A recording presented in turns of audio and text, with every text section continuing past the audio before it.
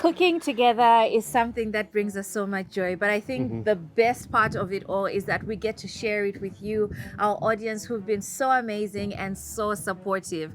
We always say that food brings us together, but it also brings us together to chat about important issues, right? Exactly. Yeah, and there's so much going on around the world right now, going on around Zambia. And as a family, we feel it's important for us to have important conversations that affect our families across Zambia. Today, we're going to have some very special guests. Some VVIP guests. today. VVIP guests who's in the building, guys. These are the times that we love as the Wood Kitchen. We feel important. We have such interesting people at our table. But I think it's the first time we have one in the outdoor kitchen, right? Yes, actually the first time. Yeah. Especially after we put up the roof and whatnot. Yes, so shout out to who for the roof? My perfect stitch. She does us a lot of wonders actually, this lady. Yes, thank you so much to Ruth for putting up this amazing roof for us. She can give us a free fireplace, eh? Yeah, I think so, hey? That wouldn't be a bad idea. Guys, please comment below and make sure that Ruth gives us a free fireplace.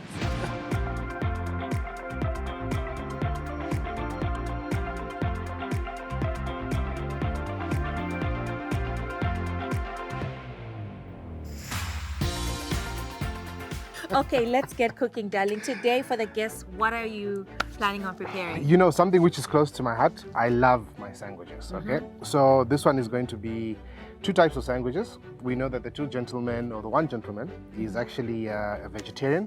He doesn't mind dairy, so which is a good thing. So we're gonna do a cheese and tomato infused, that wood kitchen vibe itself. Yeah. So we're gonna add a bit of cheese, tomato, some of the English Any cucumber. fresh herbs I should get from the garden, maybe? 'Cause Lettuce, I think that would lettuce, be nice. please, lettuce. No, the herbs. I got the lettuce You've got already. the lettuce. Get a bit of thyme as well. We can throw Okay. that in. Yeah. And maybe some dill. That would be nice as well. Ooh. Yeah, so we'll grab a few of those. Flavors. And yeah, let's start getting ready for our guests. Okay, cool. So you can tell people what you're doing. I'm just gonna go quickly into the garden, grab some thyme and some dill.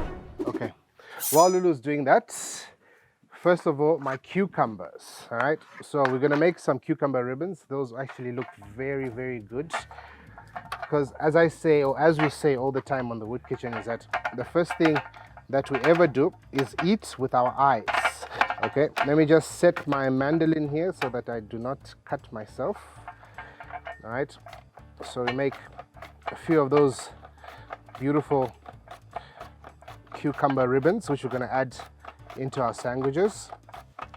And then Lulu's actually going to come and slice a little bit of that tomato, and then we will start building our sandwiches. So nice and easy. I think that's beautiful. Look at that, guys. That is absolutely amazing. It's all about a bit of presentation. As I said, it all starts with the eyes. Look at those beautiful cucumber ribbons. And then we shall cut a bit more of our tomatoes, but Lulu's gonna do that. And then she's put me on onion duty as per usual, I do all the heavy lifting around here. So cut up my onions. I'm back, baby. Yes. Just gonna quickly rinse them off. And then I'll get started. Did I just hear you talking about you doing all the heavy lifting? Yeah, you put me on onion duty. Well, for all the heavy lifting that us as mothers and women do, I think that is not such a bad thing. Here we go. It's not such a terrible thing for you to do. Each time there's an argument, she brings out the mother card. Well, How do I even compete with that? Yeah, you can't compete with it because you saw me go through so much during pregnancy. When the kids are sick, they only want mommy. Whatever.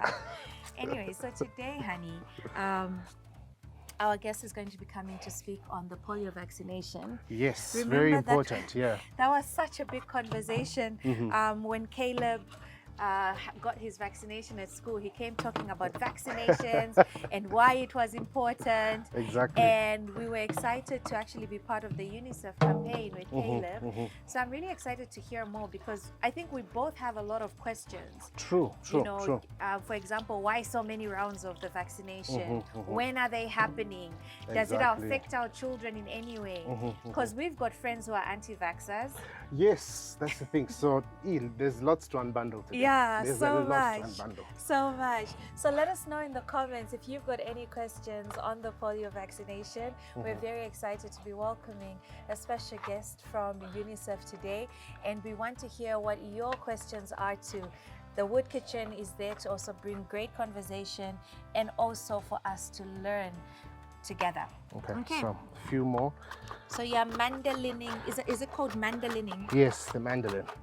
Is it called mandolining? No, it's just cutting, but it's just the machine or the little mechanism is called the mandolin. No, but what if I want to tell someone to use the mandolin? So can I, like in like the food world, be like, can you go and do the mandolining of the onions? You can create that word there.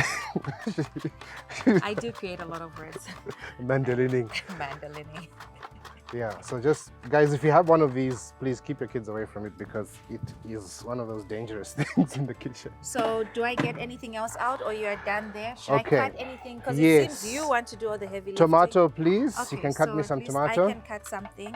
You can prep the bread. The bread, perfect, around here. Okay, I'm not doing a good job of this. No, do not laugh, darling. Like, why are you this man? Do you want me to take over? No, Are you sure? I actually do know my way around the kitchen, just not as well as you when it comes to mandolining and cutting stuff. Yeah. Okay, cool. So I'll take out my breads. You know what I'll do? I'll scoot this over to this side, yeah? And then I'll come work next to you on the other side there. All right, so let's quickly build this sandwich and Yep. get chatting with our guests. Exactly.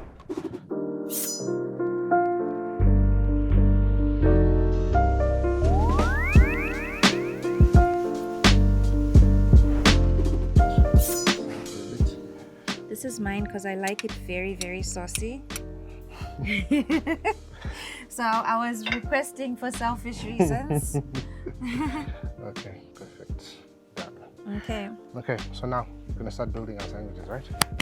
You go ahead, baby. You know, the last time we had visitors and William just did this amazing sandwich and I told him he had to do it again because, my goodness, he has to be the king of sandwiches. Let me help you with that. So, you've given me that title? Yeah. Yes, you're king of something. I mean, I'm queen of everything. I don't know what to say there. Okay, so we're gonna start with our lettuce. Beautiful fresh lettuce from the garden. We're so spoiled over here. We grow 3/4 of everything that we eat. Everything. That's crazy. Even So you the can red tell onions, hey? that it's me who's making the sandwich just by the lettuce. Yeah, so we cut lettuce quite differently. So when I am making a sandwich, my lettuce is chopped like really thinly. Or when I'm making a salad, I like to, make it, bite friendly. When you're eating a salad from Mr. Wood as a lady, be ready for it. Make sure you're not coming on the first date to the Wood Kitchen because you're going to scoop a whole leaf of lettuce. You have to try maneuver around that. Okay, a little bit of dill. Uh-huh. Just going to sprinkle that in Oh, there. that is going to really taste amazing. It's like every other bite is like a little burst of flavor. Yeah. Okay, so tomato.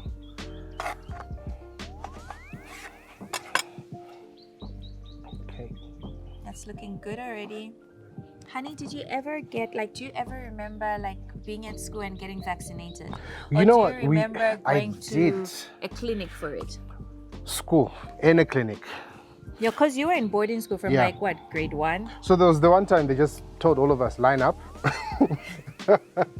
We're like, oh, what are we lining up for? And then we all got vaxxed. And there was nothing at the time of even asking for permission from parents.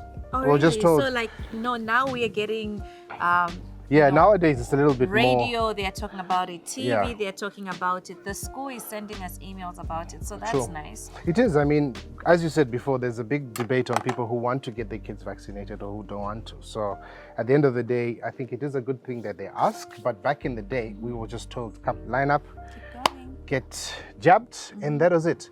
And then they'll just tell your parents and say, okay, fine, this person got jabbed, whatever it is, the kids got jabbed. And that was pretty much it. You know, after getting the COVID vaccination and getting like the after effects, I now wonder, are the kids going to get affected also the way I did when I got vaccinated? Oh yeah, Because you know, you don't have a memory of when you were a kid. So that's one of the questions I'm going to ask. Do the kids actually get affected? You know? I think they would. I mean, obviously there must be some sort of. I think wait for them, the like That's why I professional said to answer. I think. So yeah, we'll let the professional You answer didn't that. get any bad side effects No, from not your from the vax. COVID one actually. Yeah. So yeah, I think maybe I've got the cure for COVID within me. You know, I can make a bit of money. Look at this guy. Just in case the wood kitchen fails, you know. I can always. That looks Okay, so I'm gonna really, chop really that. good, love. It looks so good. Alright, so Look at that simple but delicious looking sandwich, guys. You can try this at home. alright, so we've got those little things, right? The little pokey things. Let me find them. So the sandwiches are ready. Our guest is coming in with William right now. I'm so excited. Wow. So we've got Dr. Rogers here. Welcome. Take a seat, take a seat. I'm so happy to have you today. I'm so excited to be here. Looking forward to the famous Lulu wood cooked food. Oh, wow. No, welcome to the Wood Kitchen. Today we kept it simple. We are in the garden. We're actually just getting ready to start our build, to build our home. Well, I was just talking to Dr. Rogers earlier on. Him and Dad, they've worked together before. Oh, really? Yeah. I had some event where I was kind of facilitating. Yes, it's such a small world. It is. It's a small Zambia. I'm telling you. Exactly. Now, Dr. Rogers, would you like some juice? Yeah, some juice will be good. Thank you. Okay, so we have some orange and passion juice. My favorite flavors of juices. But you know, while he pours some juice, Dr. Rogers, would you like to tell us like what your role is at UNICEF Zambia? Okay, thank you. Sure. And good morning to William too. Thank you. Yeah, so I work with UNICEF Zambia, Lusaka here. My functional post is called health specialist, but I look more after child health, which means all things to do with the health, growth, and development of children.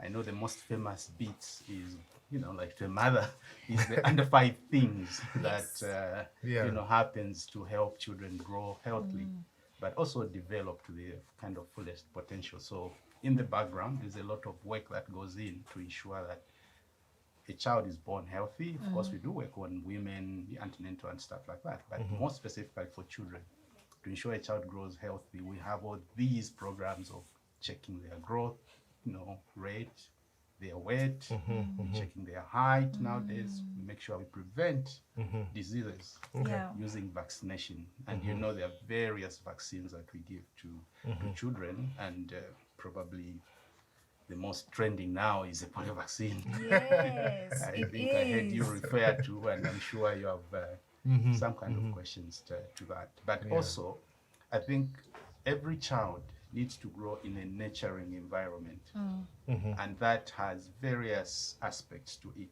Not only does a child need good nutrition, they need protection from loving parents, Right. a loving community, the environment where they are. They shouldn't be hurt, they shouldn't be abused. That's also part of what we call nurturing care. The child needs opportunity to learn. Actually, from the time they're in the tummy, mommy should sing, daddy should sing. Talk to the child. The day the child is born, look at the child, smile at the child, make faces, talk to the child. That's what we call a nurturing environment. Very, very good for brain stimulation. So the child will grow clever. So not only will the body grow because you are feeding them, the brain is also growing. You are talking to them, you are stimulating that brain. So from the stomach. Yes. So if my husband hardly ever talked to the kids when they were in the stomach, so maybe I just need one more child so that he can. I think this is a great way to convince him to just have one more child to test this theory, so that he'll be talking. No, no, we're not going to discuss that. Not on this show, anyway. Not on this show, but today, Dr. Rogers would like to give you a nice sandwich here as we start having a chat. You're Thank you. vegetarian, so we've I made pretend you. to be. Oh, you pretend to be. Healthy choice. Yeah. Yeah. So we've got a nice vegetarian sandwich for you there. And William? Yeah, you know what? We've been hearing a lot about polio. Why is that now? I mean, what is the big fuss about now? The word polio even said shivers in my body. Polio is a very deadly disease, very infectious or contagious. Doc, we'll Can just pass swap from- plates there. Okay. Yeah, let me grab that one. Thank you. Can move from one person to another, Right. and more so for the children. Children under the age of 5, polio is very dangerous to them. So it's an illness that I think, in the general sense of the word, it's kind of very few cases that we can talk about, say specifically in Zambia, but there are parts of the world where we still have pockets of polio. And I think you heard recently on the news that there was a case of polio that was found in Malawi, our Yeah. neighbors on the eastern border. And because of that, we are very close to Malawi. There has been a movement to ensure we protect the children in Zambia. However, even Malawi, even other neighbors, Tanzania, Mozambique, are also doing a similar event, because one child with polio in the neighborhood puts all the children in that neighborhood or in that geographical area at risk. Oh, wow. It brings me to the question, what are the symptoms?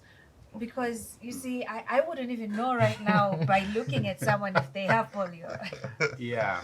Well, if anybody has had malaria before, you have had malaria, Lulu? Yes.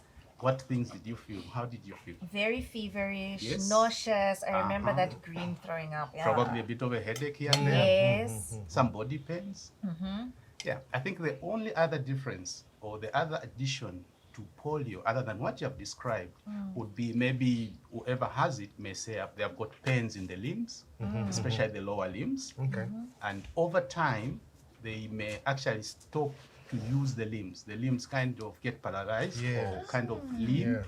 Yeah. And if that is progressively going, if there is no other help that comes, this paralysis may actually get to your chest. wow. Your chest muscle, your breathing muscles get paralyzed, and somebody may actually die. It's quite serious. Yeah, so it's a serious illness, and in years past, a lot of people died, and a lot of people got maimed or kind of got Yes. disabled. Their limbs are dysfunctional. They have to be helped to move. So polio is a very, very grave illness. I or wasn't disease. aware that it was that serious, eh? It is very serious. So what causes it though? Like, what is the cause? Okay, you have to hold me so that I don't take you into virology.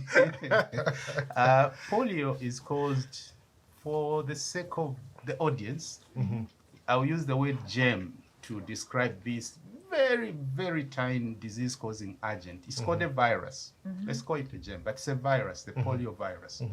And it's something that can be found in the environment, especially environments where people are living and are not very sanitary. Water is not very clean. The disposal of fecal matter is not good. Sorry, we are eating.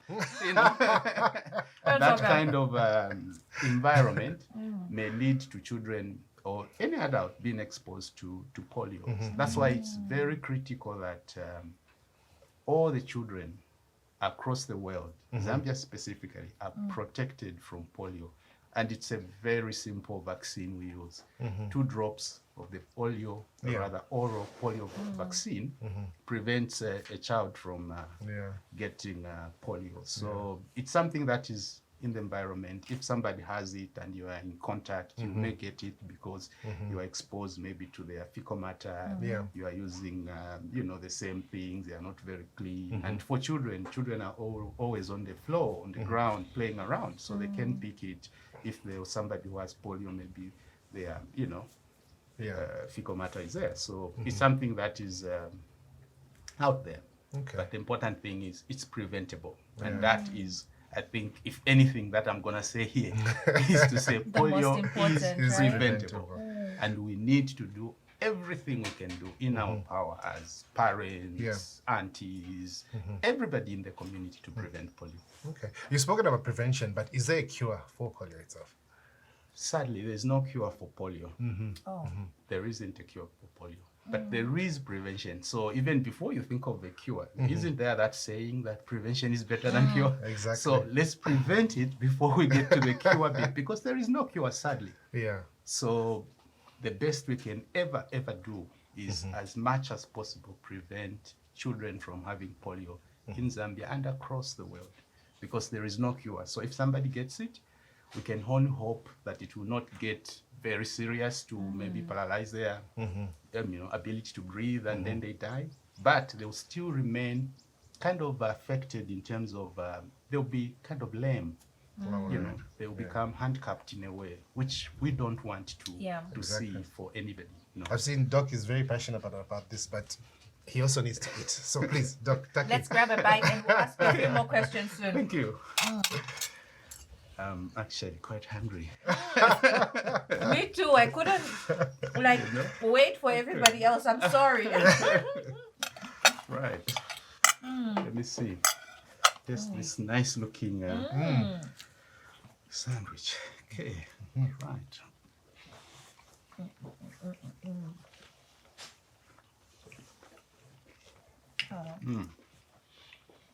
Nice. Thank you. And most of the Well done. fresh ingredients are from our organic garden. Beautiful place. Nice garden I can see here. Thank you. We Very believe as healthy. families in Zambia, we need to take advantage of the fact that we have land around us. Yeah. And even if you live in a small place, there's always space for a small garden. Teaching our children how to eat vegetables is so important from a young It is. age. You know, I was wondering, polio is in a neighboring country. How does one case affect us? I mean, it's a neighboring country. It's all the way in Malawi. Maybe Chipata, you can immunize them, or get them vaccinated. But why should a kid in Lusaka get vaccinated if it's so far from them? Okay. So I think I did say, and that's a very important question you are raising here. I did say that any child anywhere in the world with polio actually puts every child anywhere else in the world at risk of polio. The end of 2019, December-ish, we were hearing of some funny disease somewhere in the world. True. Before we knew it, that disease was in Zambia. And henceforth, there is a common adage that we have been hearing, that people move, but viruses don't. So people move between Zambia and Malawi, between Malawi, Mozambique. Actually, people move in the world. So with that movement, illnesses also move. Yeah. In this particular instance you're referring to in Malawi, the virus that was found has been linked by very complex medical science things to a virus that was seen some 2 years or so back in Pakistan.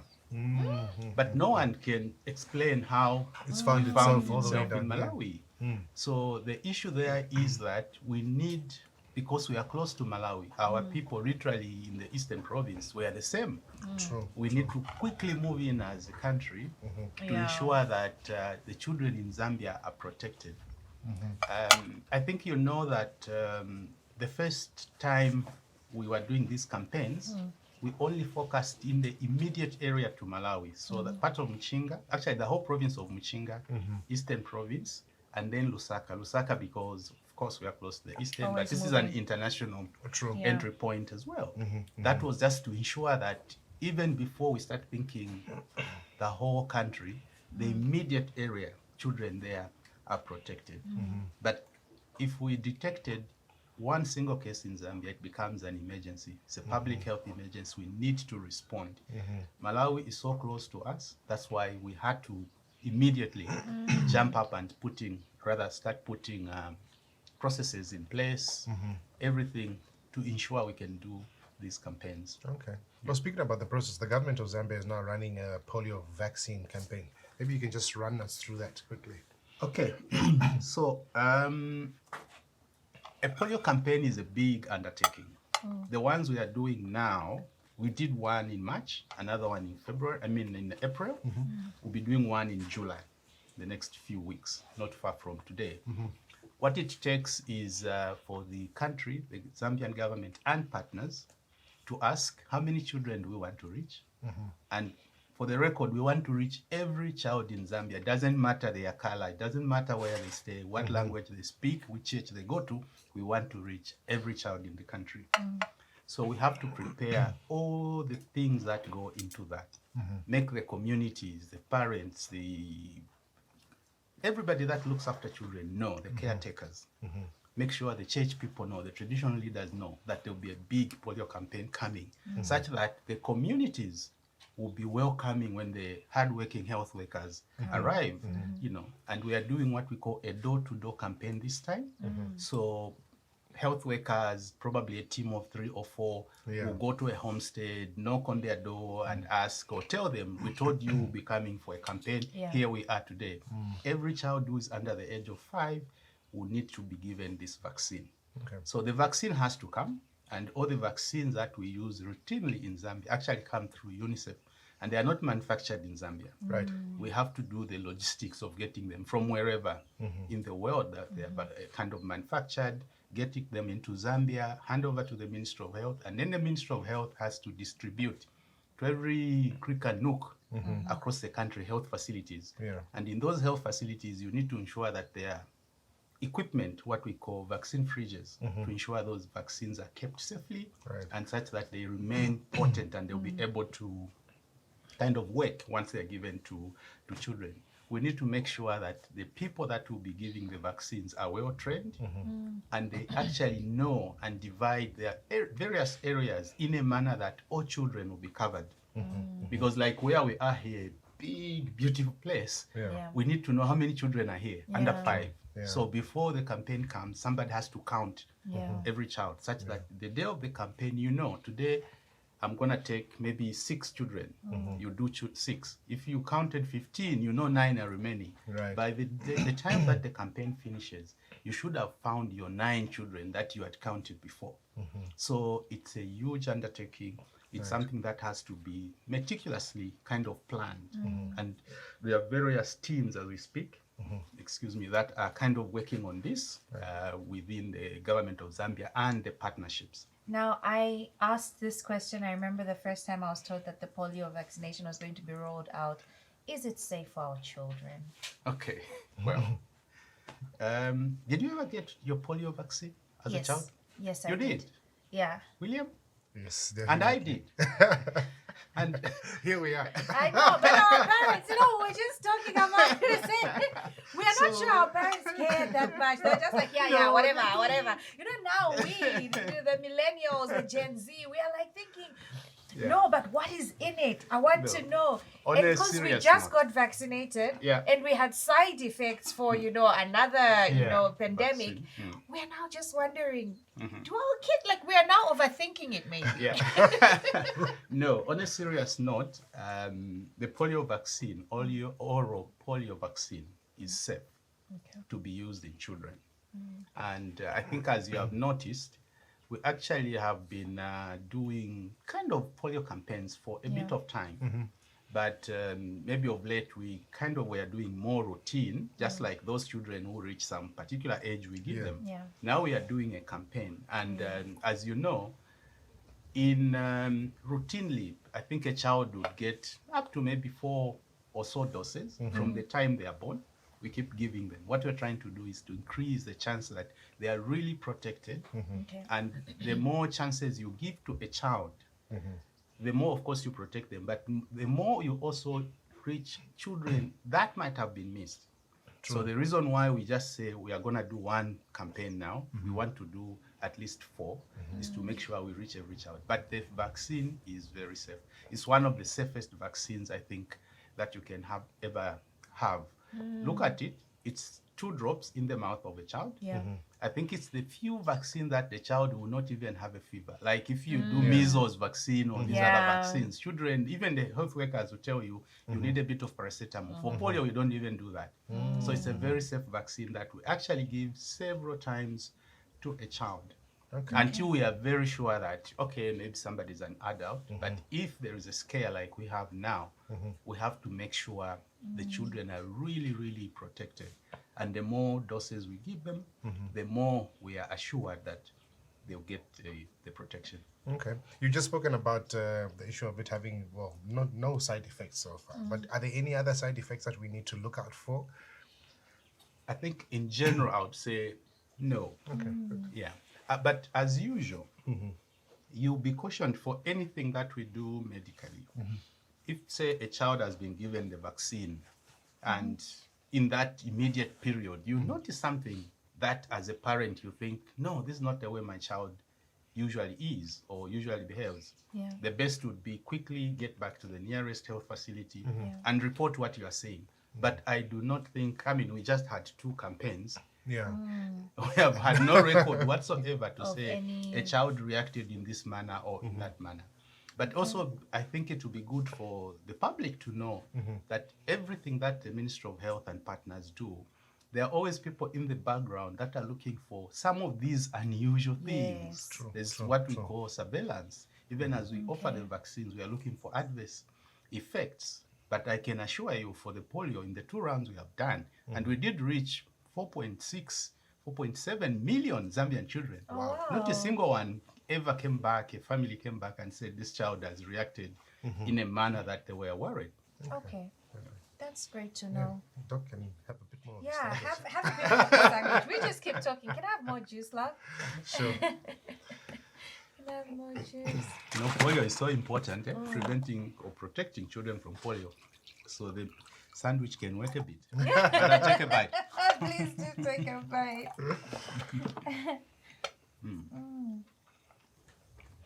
The vegetables are so fresh. Thanks. Thank you. Picked this morning specially for you. Thank you very much. You know, I think the comforting factor, as you said before, we took my little boy for the vaccine. So obviously it was those drops itself. Yeah. Now we've spoken about, I think, almost 4 rounds itself. This is almost like a 2-part question. Is why so many rounds?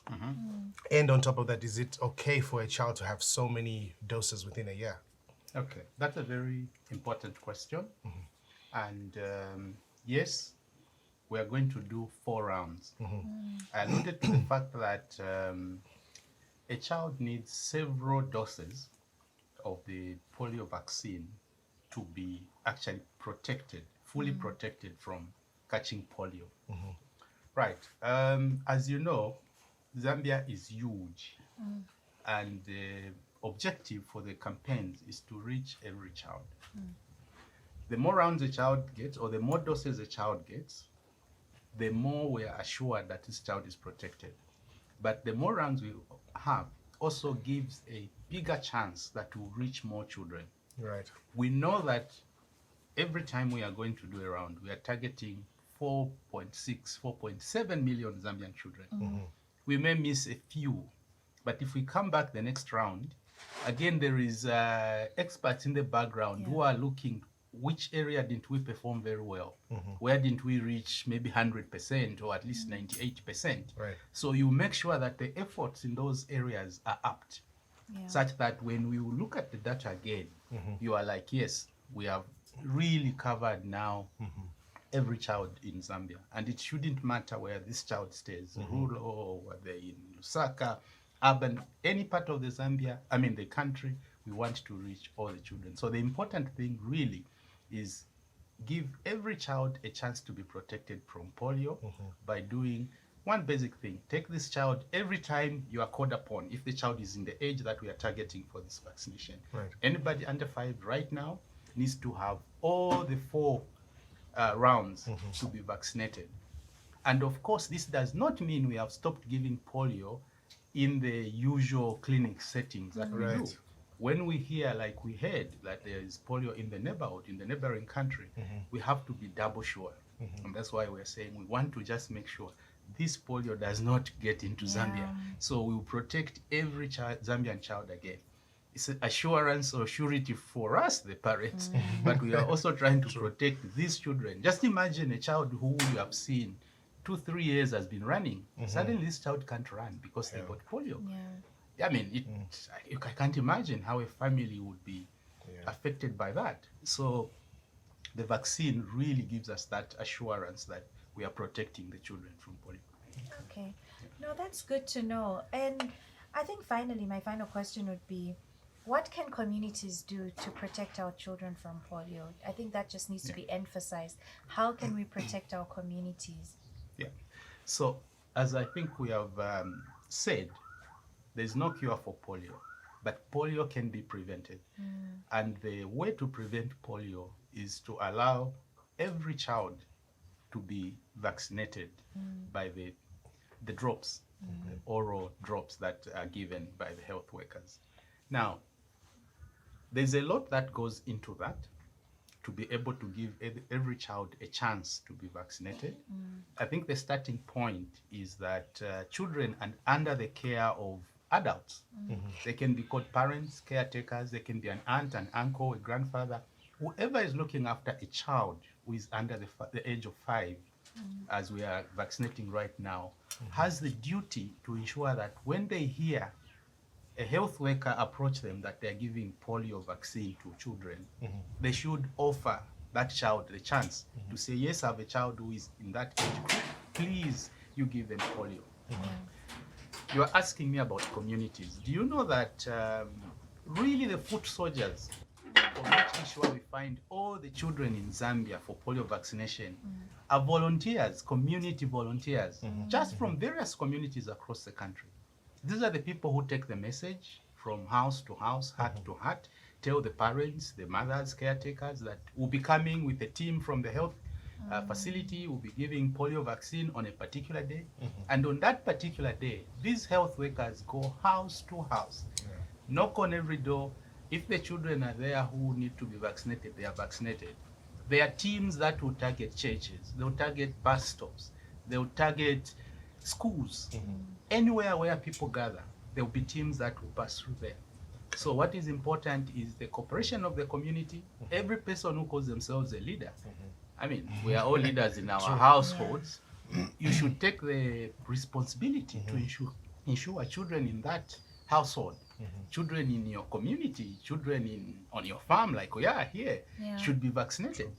We need to encourage everybody around us.